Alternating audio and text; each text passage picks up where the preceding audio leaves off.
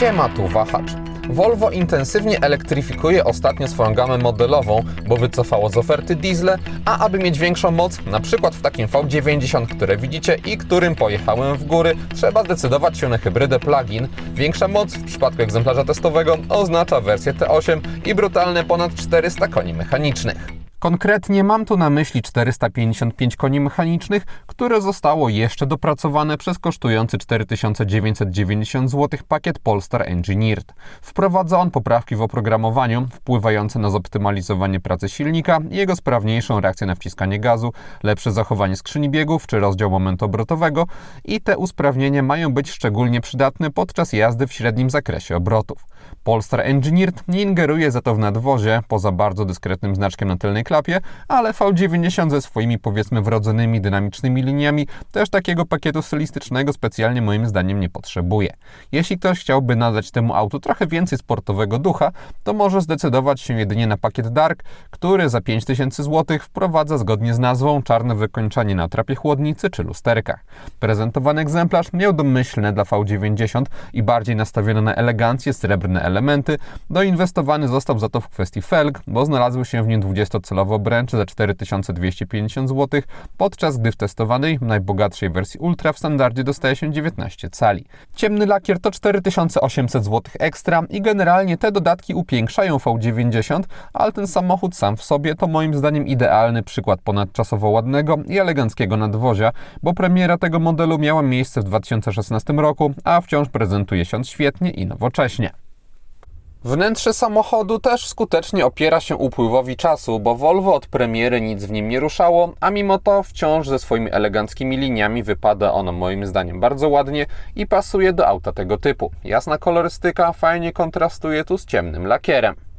Prezentowana barwa zarezerwowana jest dla kabiny wykończonej skórą Nappa. Oferowana jest ona w pakiecie z masażem foteli i wymaga to konkretnej dopłaty 15 300 zł, no ale jakość tej skóry jest świetna, znacznie lepsza niż standardowej i jej obecność wyraźnie wpływa na odczuwalne tutaj poczucie luksusu.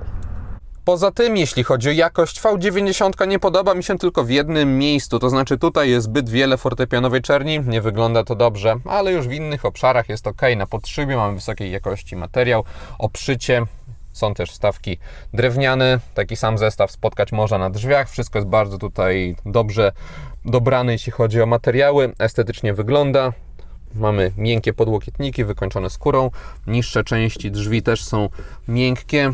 Boczki tunelu środkowego są włochate, tutaj mamy też jeszcze trochę skóry, żadnych niepożądanych dźwięków nie ma w tej kabinie.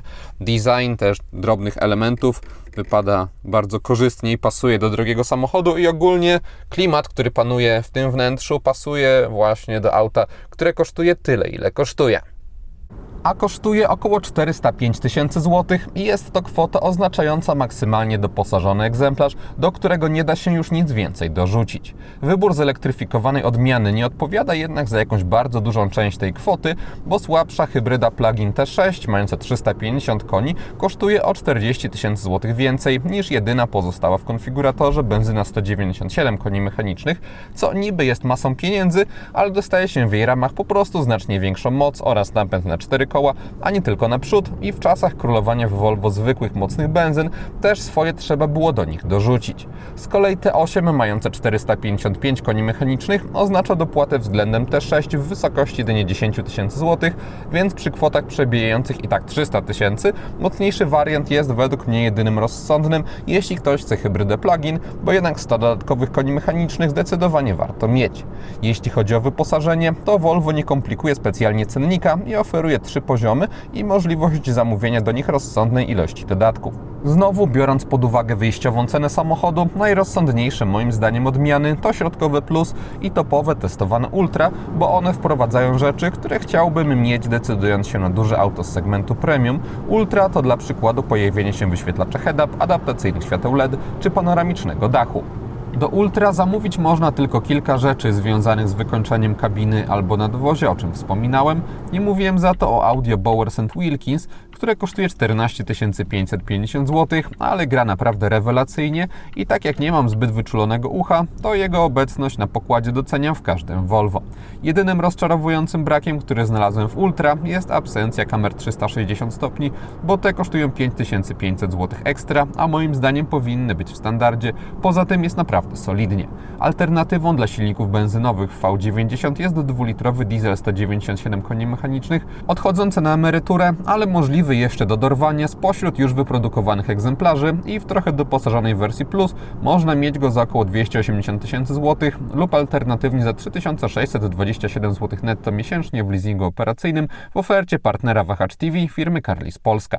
Taką ratę uzyskać można przy 4-letnim okresie leasingu, 20% wpłacie własnej i 30% wykupie końcowym, a wpisując w uwagach do zamówienia na stronie kod Wahacz Free można zgarnąć też darmowe podstawienie wybranego auta pod wskazany adres. Link do oferty wraz z kodem wrzuciłem w opisie filmu. V90 wybrałem się w góry, więc mogłem dobrze sprawdzić, jak radzi sobie ten samochód na różnych, w tym bardziej wymagających drogach. Nie miałem za to za bardzo jak ocenić optymalizacji Polestar, ponieważ mój ostatni kontakt z układem T8 bez tego pakietu miał miejsce w 2022 roku, a też Polestar Engineered nie wprowadza jakiegoś trzęsienia ziemi, to znaczy T8 bez Polestar oznacza bardzo, ale to bardzo szybki samochód, a z Polestar jest w sumie tak samo. W ten sposób testowane V90 przyspiesza od 0 do setki.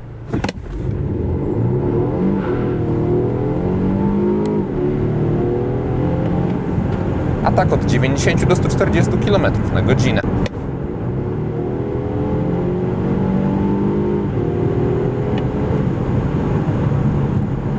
Tryb Polestar, w którym nagrywałem przyspieszenia, sprawia, że z V90 robi się naprawdę ostre auto, to znaczy silnik ma, nawet utrzymując prędkość, wysokie obroty, pedał gazu jest wyczulony, co w połączeniu z bardzo dużą mocą przekłada się na świetne reakcje na przyspieszanie bez względu na prędkość. Osobiście jednak tryb ten wykorzystywałem bardzo rzadko w trakcie testu, ponieważ charakter Volvo V90 wcale nie skłaniał mnie do tego, aby jeździć ostro.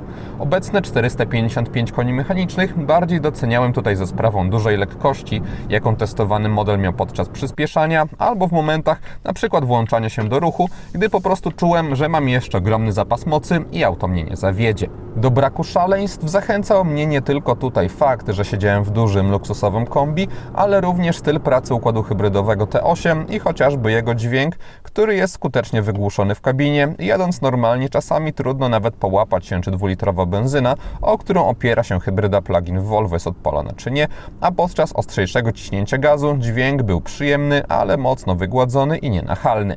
Też reakcja na wciskanie prawego pedału w domyślnym trybie hybrydowym nie jest jakaś bardzo gwałtowna i trzeba mocniej trochę to zrobić, aby auto wyrywało do przodu, a i tak nie robi tego wtedy brutalnie, ale płynniej, w czym czuje się zasługę pomocy silnika elektrycznego. Biorąc to wszystko pod uwagę, nie uważam, aby pakiet Polestar Engineered był w Volvo V90 czymś niezbędnym, bo zwykła wersja T8 dla mnie byłaby w zupełności wystarczająca. Jeśli chodzi o układ elektryczny, to w V90 dostaje się akumulatory o pojemności 19 kWh brutto, które ładować można prądem zmiennym poprzez kabel typu drugiego z katalogową mocą do 6,4 kW. Po podpięciu do miejskiej ładowarki uzyskiwałem jednak czas ładowania w okolicach 5,5 godziny i nie jest to powalający rezultat, bo przy tej cenie samochodu nawet możliwość ładowania prądem stałym nie byłaby czymś przesadzonym.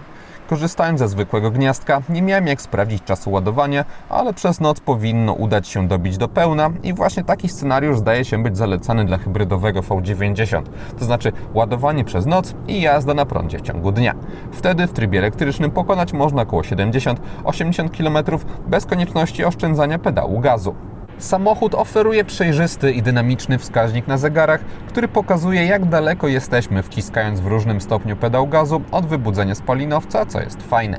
V90 nie ma za to zbyt wiele do zaoferowania, jeśli chodzi o monitoring pracy układu hybrydowego, czy jakieś ustawienia z tym związane, bo przekopałem cały komputer i żadnego konkretniejszego menu za to odpowiadającego nie znalazłem, co jest rozczarowujące. To znaczy, jeśli ktoś planuje po prostu wracać do garażu, podpinać auto i niczym się nie martwić, bo rano będzie naładowane, to ok, ale osobiście wolę jednak móc sobie chociażby zużycie energii sprawdzić. Gdy ta energia w akumulatorach się wyczerpie, to Volvo V90 zachowuje się jak zwykła hybryda, hybryda i to dosyć słaba, to znaczy przyspieszając w mieście, nawet w umiarkowanym stopniu, już od około 30-40 km na godzinę odpala się benzyna, a poza miastem nawet lekkie przyspieszanie włącza spalinowca.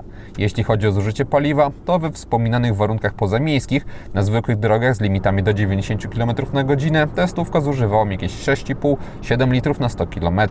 Na ekspresówkach wyniki rosły do okolic 8 litrów, a na autostradach do 9 litrów. Z kolei w Warszawie komputer pokładowy pokazywał średnie spalanie w okolicach 8,5 litra.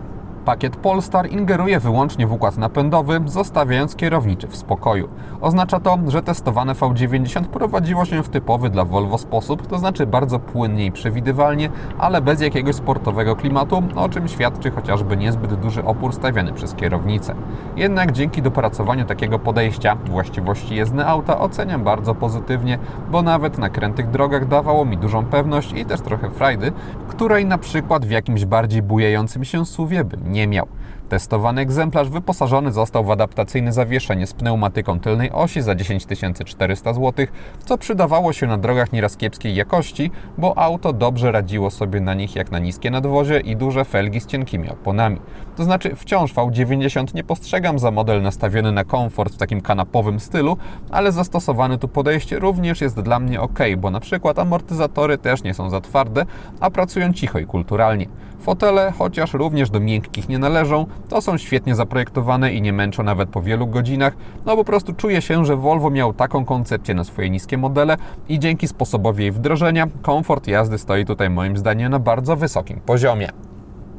Ocena systemu inforozrywki zintegrowanego z usługami Google i wprowadzonego do Volvo jakiś czas temu jest niejednoznaczna, ponieważ z jednej strony mamy zalety z mapami Google na czele, które działają tak jak na smartfonach, z aktualnością tras, z informacjami o korkach, z punktami zainteresowań, tylko bez konieczności podłączania tego smartfona, też możliwość instalacji aplikacji ze sklepu Play jednej osobie się przyda, niekoniecznie może YouTube do oglądania w HTV, chociaż polecam, ale można też sobie na przykład mapy Waze tutaj zainstalować. Niestety jest też druga, ciemniejsza strona, ponieważ kiedyś więcej rzeczy można było łatwo zmienić, było takie wygodne z lewej strony menu ze skrótami. Teraz te wszystkie rzeczy związane z działaniem samochodu poukrywane zostały w menu i no jasne, nie zmienia się tego zbyt często, więc nie jest to jakiś wielki dramat, ale nie rozumiem, czemu wprowadzając usprawnienia Volvo nie zostawiło tych rzeczy, które po prostu działały, bo gdyby dodać do tego starego systemu po prostu mapy Google, to byłaby naprawdę rewelacja. A tak jest ok, ale pojawia się też tęsknota za dobrymi rzeczami, które wyleciały. Integracja z Google oznacza również możliwość powiedzenia: OK Google, ustaw temperaturę po stronie pasażera na 23 stopnie. Jasne, ustawiam temperaturę po stronie pasażera. Przerwałem temu asystentowi, bo on lubi pełne zdanie, no ale fakt zostaje, bardzo dobrze interpretuje tą mowę i sterowanie klimatyzacją. W ten sposób przedyktowanie celów nawigacji działa dobrze, ale jeśli ktoś nie chciałby z niego korzystać, to na przykład tak jak kiedyś tutaj były przełączniki do szybkiej zmiany temperatury, teraz znowu trzeba trochę więcej się naklikać, aby to ustawić. No i też OK Google, zmień tryb jazdy na konstant AWD. Przykro mi, nie rozumiem. Ten asystent wielu rzeczy wciąż nie rozumie, na przykład tych związanych bardziej z działaniem samochodu i tego, jak jeździ. Teraz trzeba się zagłębiać w menu, aby to sobie zmienić, więc nie jest to jakiś ostateczny sposób na sterowanie samochodem. Dla przykładu, ten tryb jazdy teraz trzeba zmieniać w menu. Jeszcze jakiś czas temu tutaj była do tego rolka i to jest właśnie ten symbol zmian. Więc tak jak mówiłem, zmiany jeśli chodzi o podejście do sposobu obsługi w Volvo mają swoje plusy i minusy. Mapy Google wrzucić można również na zegarach, co jest bardzo wygodne. Mamy też przejrzysty sposób prezentacji informacji z komputera podróżnego. To jest ok. Nie ok jest to, że są to jedyne funkcjonalności tego zestawu wskaźników. Ja nie oczekuję cudów, ale chociaż informacji o aktualnej muzyce, która gra, czy jakichś przepływów energii powinny być, jak na w pełni elektryczny zestaw wskaźników. To, co oferowane jest tutaj, jest zbyt uproszczone. Obsługa tego modułu jest wygodna, krzyżak z prawej strony normalnie służy do sterowania audio, ale może też okazjonalnie zmieniać swoją funkcjonalność. Z lewej strony obsługuje się aktywny tempomat, przyciski są odpowiednio duże, dobrze rozmieszczone, bezproblemowo się z nich korzysta. Pilot obsługujący system dostępu bezkluczykowego jest niewielki i lekki, więc ma ergonomiczną bryłę. Może być on opcjonalnie wykończony skórą, w testowanym egzemplarzu jej nie było i ten plastik zastosowany tutaj wypada przeciętnie, ma też tendencję do łapania jakichś mikrozarysowań, więc myśląc o już takiej wersji Volvo jakiegoś modelu na wypasie, polecałbym do tej skóry tutaj dopłacić. W testowanym Volvo siedzi się nisko i też jest się, że tak powiem, obudowany kabiną. Mimo to maska jest dobrze widoczna z perspektywy kierowcy, ponieważ jest pozioma, no ale jest też długa, tego jej nie można odmówić. Widoczność na bok jest dobra. Z tyłu po przekątnej mamy dużą dodatkową szybę, słupek jest mały.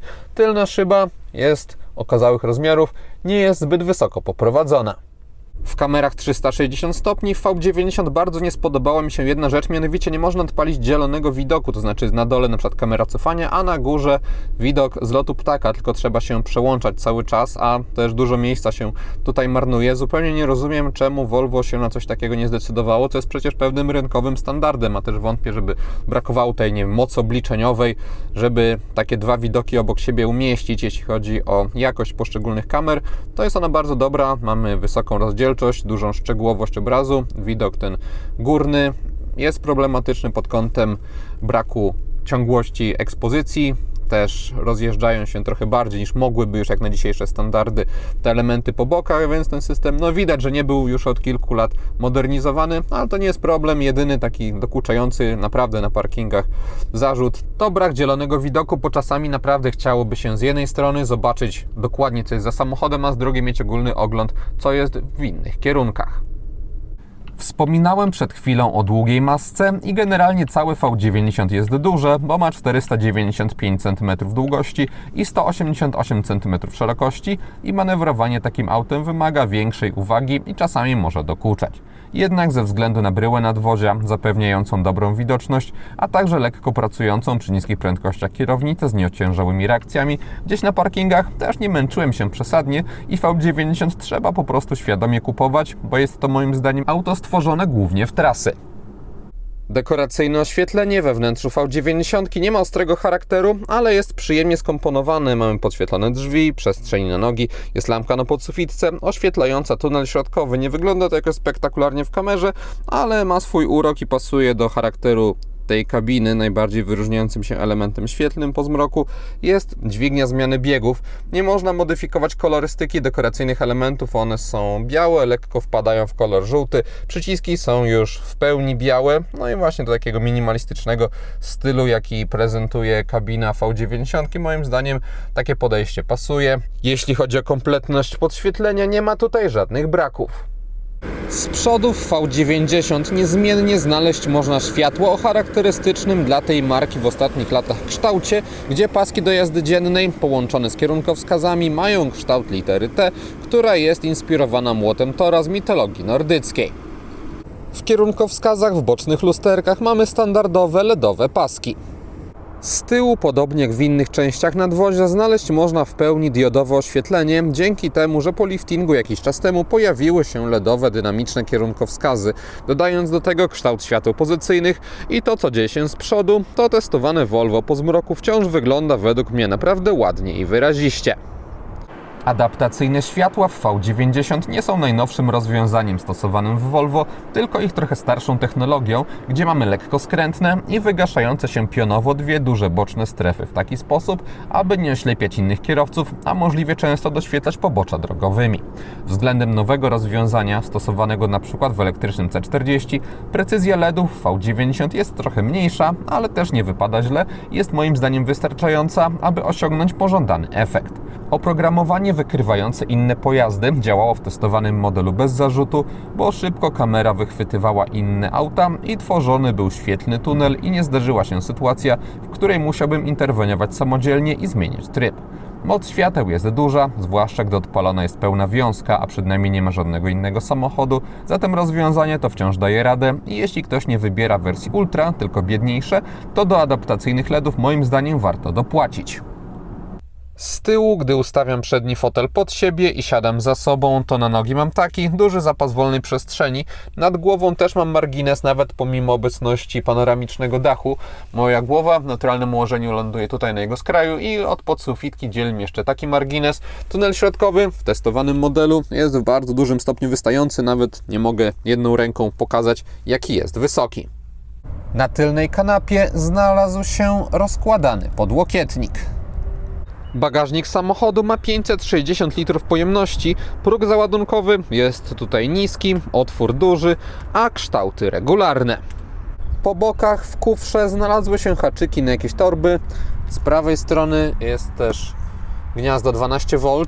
Na podłodze jest możliwość rozłożenia takiej grodzi, aby mniejsze bagaże nie latały nam po całym bagażniku, tylko po jego połówce. Pod podłogą znalazł się zestaw naprawczy.